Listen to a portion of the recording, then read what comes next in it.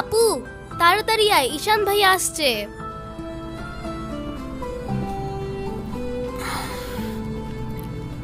এনো, এটা তোমার জন্য। Thank you.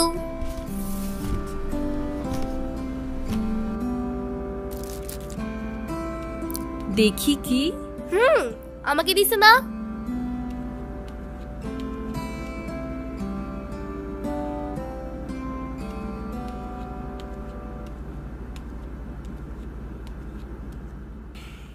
আসসালামু আলাইকুম।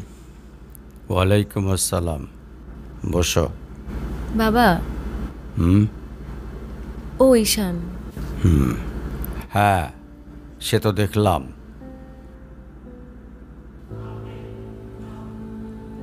কি করো তুমি? আমি এলএলবিতে লাস্ট ইয়ারে আছি। ও, স্টুডেন্ট। তোমার উদ্দেশ্যটা কিন্তু আমি বুঝতে পারছি। জি স্যার।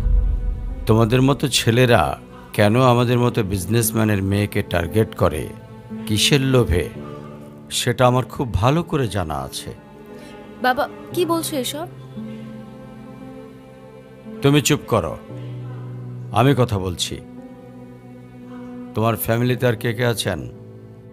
বাবা মা দুজনেই আছেন, কিন্তু ফ্যামিলি বলতে আমি একা। তার মানে আমি তো ঠিক বুঝলাম না। তারা আমার সাথে থাকে না, সেপারেটেড। ও, বুঝতে পারছি। তা প্রবলেমটা কার ভেতরে? বাবা মাকে ছেড়ে চলে গেছেন নাকি মা বাবাকে? আপনি ঠিক কি মিন করতে চাচ্ছেন আমি ঠিক বুঝলাম না স্যার। আই মিন ক্যারেক্টারের প্রবলেমটা কার ভেতরে ছিল, তোমার বাবার না মার? আরে সমস্যা তো আপনার ক্যারেক্টারে। You don't even know the basic manners. কিভাবে কারোর সাথে কথা বলতে হয় সেই ভদ্রতাটাও শেখেন নাই আপনি। আমাকে আসছে আমার বাবা মা নিয়ে কথা বলতে।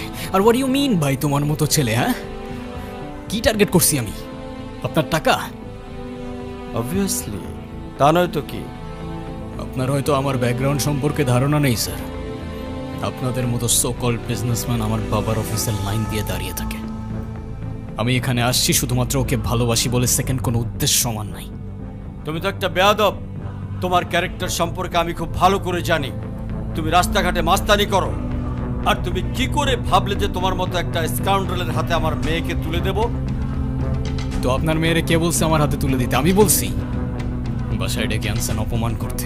আপনার বাবা মাই তো আপনাকে ভদ্রতাটা শেখাইতে পারেনি। আপনি আসছেন আমায় জাজ করতে। বেরিয়ে যাও, এই মুহূর্তে আমার বাড়ি থেকে বেরিয়ে যাও। Get out! আপনি যদি মনে করেন আপনি চিৎকার করে আমাকে দমায় রাখতে পারবেন, then I can make more noise. Ishan